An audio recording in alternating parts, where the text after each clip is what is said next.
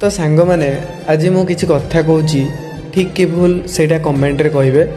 तो किसी झी अच्छा आम पुओ मान धोखा देला कहती हाँ आम बहुत जन पागल अच्छा आमको केते भल भल मिलीजे। हाँ तुमको मिलीजे बहुत जन किंतु से जो बहुत जन मिले तुम देह को भल पाइबे किंतु आम परी तुम मन को केबे भी भल पाइबेनी। आउ बाकी रहा तुम जो गर्व करुच तुम सुंदर चेहरा तो से चेहरा को लेकिन केबे भी गर्व करनी।